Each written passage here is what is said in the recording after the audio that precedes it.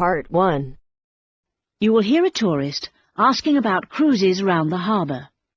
First, look at questions 1 to 7.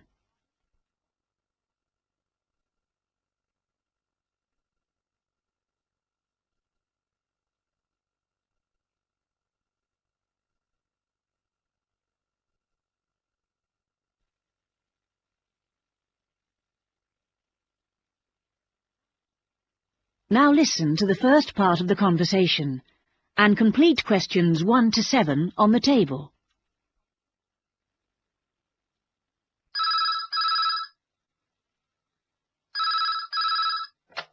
Good morning, Blue Harbour Cruises. How can I help you? Oh, good morning. Can you tell me something about the different cruises you run? Well, we run 3 cruises every day, each offering something slightly different. Oh, let me just get a pencil so I can make a note of this. Right. Firstly, there's the Highlight Cruise, then we do the Noon Cruise, and we also have our Coffee Cruise. Could you tell me a bit about them? When they leave, how often, that sort of thing? Well, the Highlight Cruise is $16 per person, and that leaves at 9:30 every morning and takes 2 hours to go around the harbour. Right, 9:30. And do you get coffee or refreshments? No, but there's a kiosk on board where you can buy drinks and snacks, and we do provide everyone with a free souvenir postcard. Right. And then there's our Noon Cruise at $42 per person. This is more expensive, but of course it takes longer, and for that price you get a 3-course lunch. Oh, that sounds good. And what about the last one? That's the Coffee Cruise. Well, that's $25 each. It takes 2.5 hours. When does that leave? At 2:15 daily? And presumably the coffee is included? Yes, and sandwiches are served free of charge. Now you have some time to look at questions 8 to 10.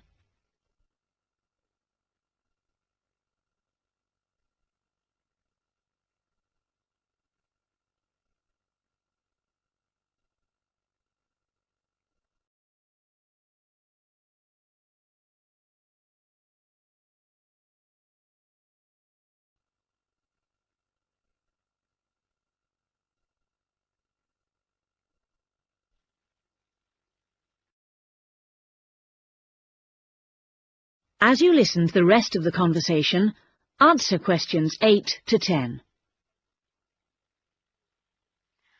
I think the coffee cruise would suit us best, as lunch is included at the hotel. Can I book for 2 people for tomorrow, please?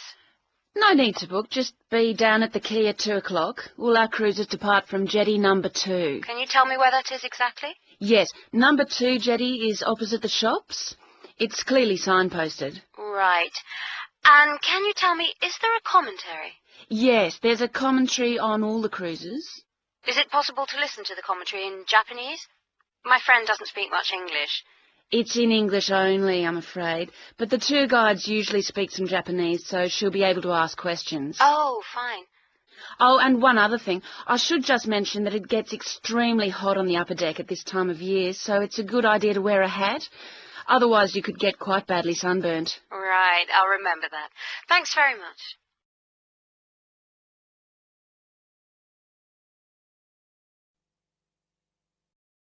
That is the end of Part 1.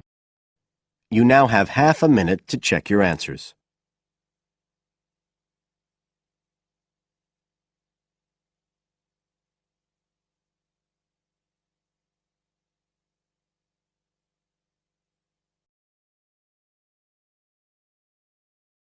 Now turns to Part 2.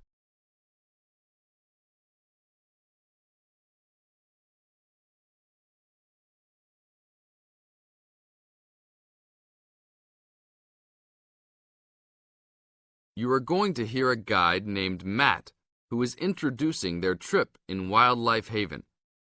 Now you have some time to look at questions 11 to 15.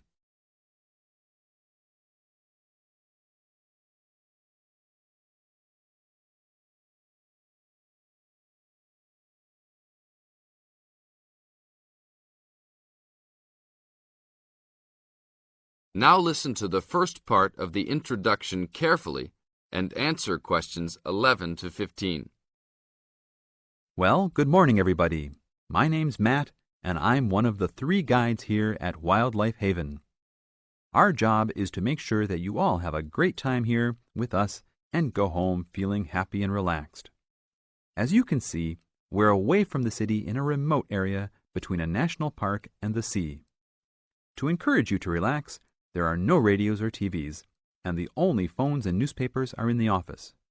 So, if peace and quiet is what you've come for, this is the place to be.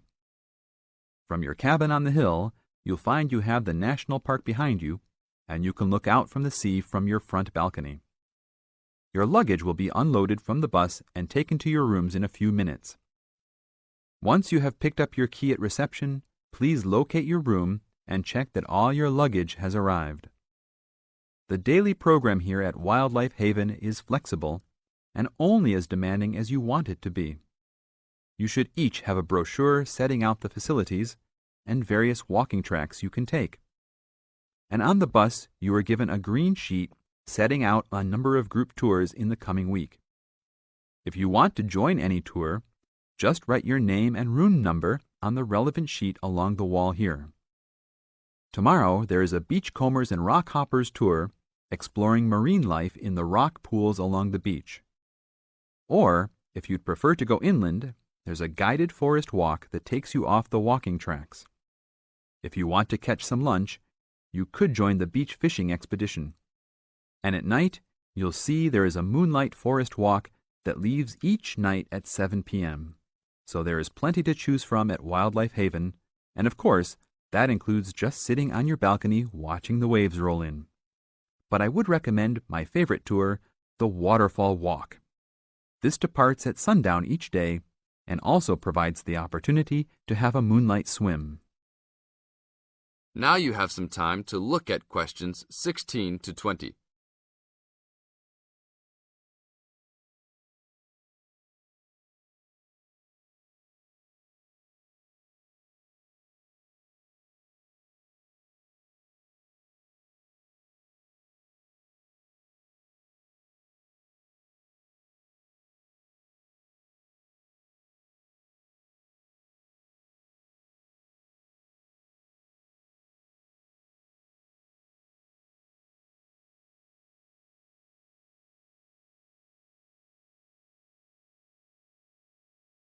In the second part of the introduction, you are going to get some advice from Matt. Listen carefully and answer questions 16 to 20. You've chosen to visit us in January, which is one of our hotter months. And although you may be tempted to wear a minimum of clothing, you should always take precautions against injury, particularly in the national park. This includes sensible footwear. You'd be surprised how many of our guests ignore this advice and end up being sorry. And socks are a good idea too. And even though you might be under trees a lot of the time, it's a good idea to wear a hat in this hot climate. There's no need to be too concerned about walking in the national park, provided you use common sense. It's true that there are poisonous spiders in the park, but they are really more frightened of you than you are likely to be of them. I should also warn you against eating any wild berries. Some are edible, but you should avoid them all. We'll provide all the food you can eat. Well, that's about all for now. Dinner is from 6 to 8 p.m. in this building. That is the end of part 2. You now have half a minute to check your answers.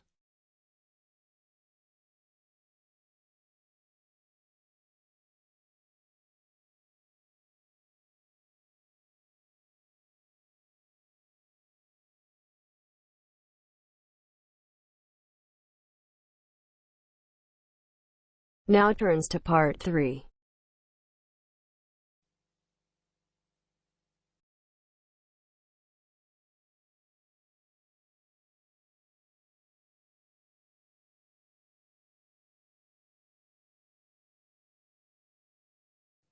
You will hear 2 university students, Phil and Stella, talking to their tutor about their research project. First, you have some time to look at questions 21 to 27 on pages 69 and 70.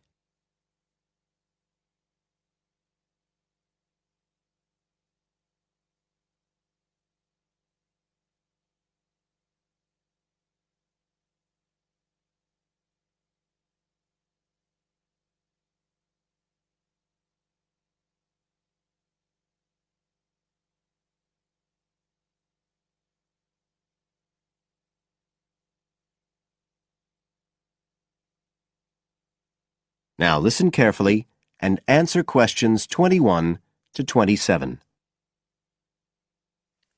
Come in. Ah, yes, Stella. Is Phil there too? Good. Come on in. OK, so you're here to discuss your research project. Have you decided what to focus on? You were thinking of something about the causes of mood changes, weren't you? Yes, but the last time we saw you, you suggested we narrowed it down to either the effects of weather or urban environment. So we've decided to focus on the effects of weather. Right, that's more manageable. So, your goal is, Phil? To prove the hypothesis, no, to investigate the hypothesis that the weather has an effect on a person's mood. Good. And what's your thesis, Stella? Well, our thesis is that in general, when the weather's good, it has a positive effect on a person's mood, and bad weather has a negative effect. Can you define your terms here? For example, what do you mean by good and bad? OK, well, good would be sunny, warm weather, and bad would be when it's cold and cloudy or raining. And how would you define an effect on a person's mood? What would you be looking to find? An effect on the way a person feels. A change in the way they feel, like from feeling happy and optimistic to sad and depressed. Right. And what sort of weather variables will you be looking at? Oh, sunshine, temperature, cloudiness, precipitation, among others. It'll depend a bit what the weather's like when we do the survey. Fine. We'll talk about that in a minute. But first, what about background reading? I gave you some suggestions. Did you manage to read any of it? Yes, we read the Ross Vickers article, the one comparing the groups of American Marines training in summer and winter. That's quite relevant to our study. It was interesting because the Marines who were training in the cold winter conditions tried to cheer themselves up by thinking of warm places, but it didn't really work. Yes, they were trying to force themselves to have a positive mental outlook, but in fact it had the opposite effect, and they ended up in a very negative state of mind. And we found some more research by someone who wasn't on the reading list you gave us, George Whiteborn. He compared people living in 3 countries with very different climatic conditions. Actually, he looked at several things, not just the weather. But he found some people's reactions to bad weather were much worse than others, and it was linked to how stressed they were generally. The weather on its own didn't have such a significant effect on mood. And we looked at a paper by Haverton. Yeah, he broke weather up into about 15 or 16 categories and did qualitative and quantitative research. He found that humans respond to conditions in the weather with immediate responses, such as fear or amazement. But these responses can also be linked to associations from their earlier life, such as a particular happy or sad event. Did you have a look at Stanfield's work? Yes. It was interesting because the type of questions he asked was similar to what we were planning to use in our survey. Yes. He asked people how they were feeling on days with good and bad weather. He found the biggest factor seemed to be the humidity. Moods were most negative on days with a lot of rainfall. Long periods without sunshine had some effect, but nothing like as much. That could be quite a useful model for your project. Yes, we thought so too. Although we can't continue our survey for as long as he did. He did his over a 6-month period. You now have some time to look at questions 28 to 30 on page 70.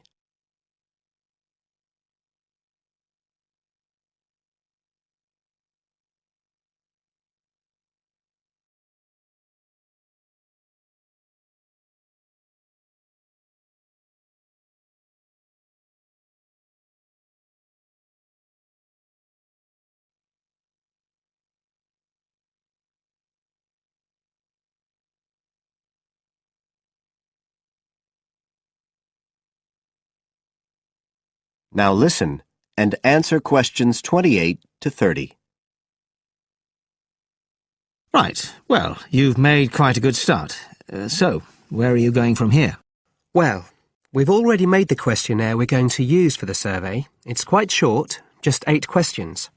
We're aiming to survey 20 people over a period of 3 months from October to December.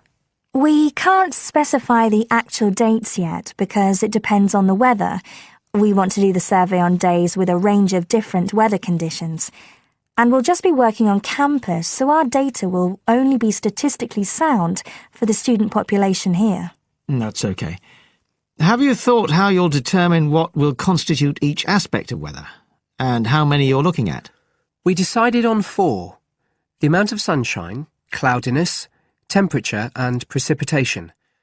We thought we might use the internet to get data on weather conditions on the days we do the survey, but we haven't found the information we need, so we might have to measure it ourselves. We'll see. Then we've got to analyse the results, and we'll do that using a spreadsheet, giving numeric values to answers. And then, of course, we have to present our findings to the class, and we want to make it quite an interactive session. We want to involve the class in some way in the presentation, maybe by trying to create different climatic conditions in the classroom, but we're still thinking about it. I see. Well, that sounds as if you're on the right lines. Now, what I'd suggest that you think about, in addition to the work you... That is the end of part 3. You now have half a minute to check your answers.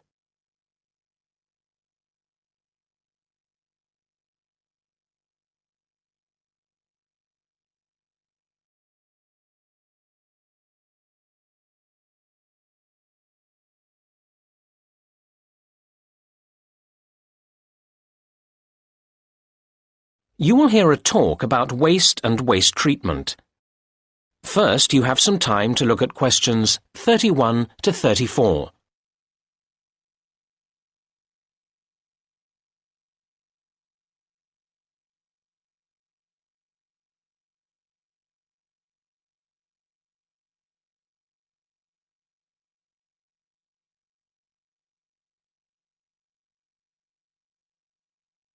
Now listen to the first part of the talk and answer questions 31 to 34. Good afternoon, everybody. Today I'll be talking about the issue of waste, which has become an immense problem in today's society. We face huge challenges in terms of reducing its creation in the first place, and then in dealing with it when it has been created. Now, the model of nature would be our ideal, a completely cyclical system in which no excess waste is generated that can't be processed by itself. However, we humans have proved, despite our apparent intelligence and ingenuity, quite incapable of achieving this. Where did it all go wrong?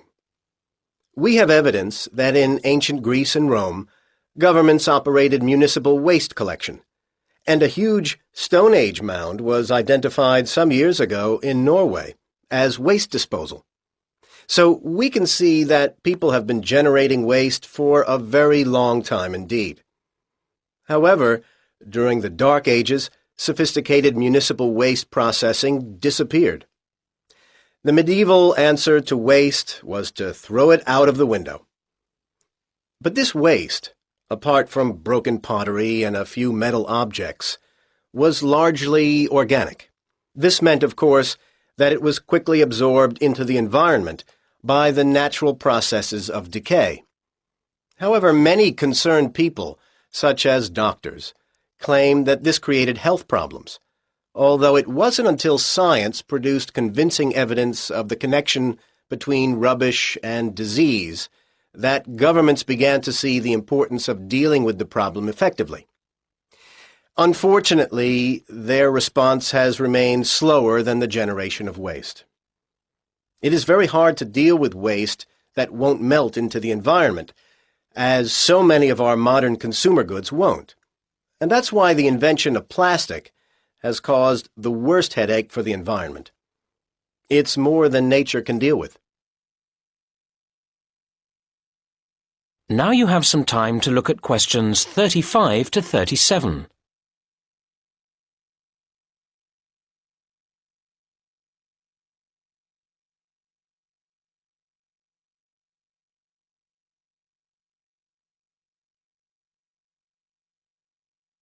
Now listen to the next part of the talk and answer questions 35 to 37. In order to address the root of the problem of waste, we need to think about what has made the quantity of waste accelerate in growth. I'd identify three main reasons. As many countries became industrialized, we saw the advent of mass manufacturing. This has been enormously damaging, as it has greatly increased the amount of things on the planet's surface which don't go away by themselves. Closely related to this is packaging, necessary for transporting things around the world, but then extremely difficult to get rid of properly. And a third aspect to the problem has been disposable goods. We have become accustomed to so many things being to use and then discard that we find it hard to imagine life without them. And yet we spare little thought for where they go when we do discard them. Now you have some time to look at questions 38 to 40.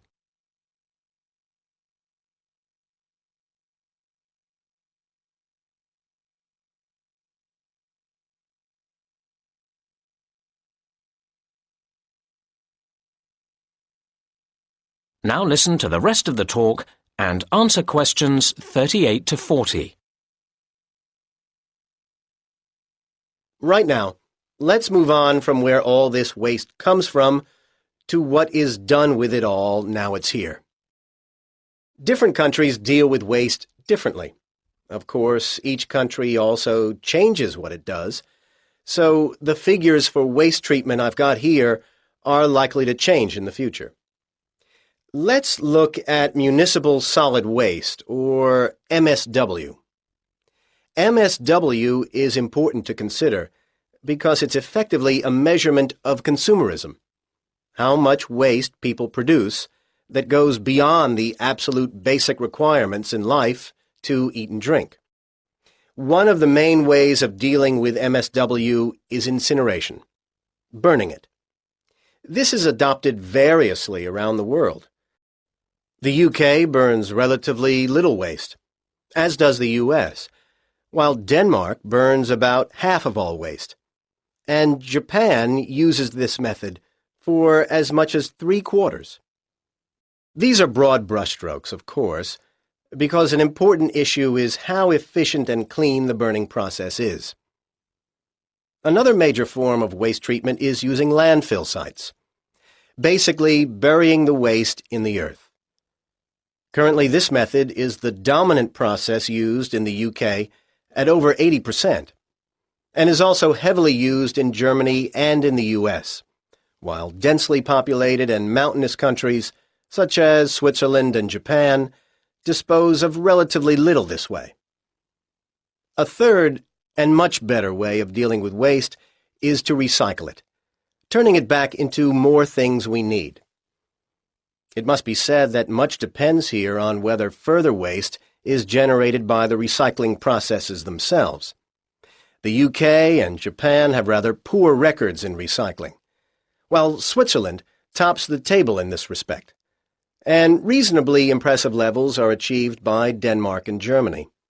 I really hope that if we all gathered here again 10 years from now, these figures would be much higher.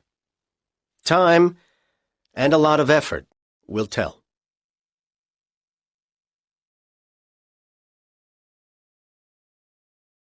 You now have half a minute to check your answers.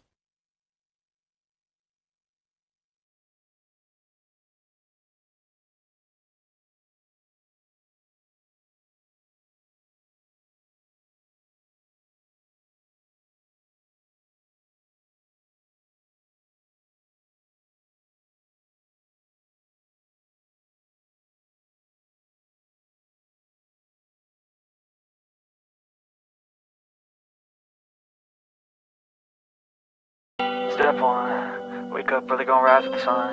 Step 2, get some good, some food in you. Step 3, think real hard about what you wanna be. Step 4, everybody just do your thing. Wake up, today's gonna be a good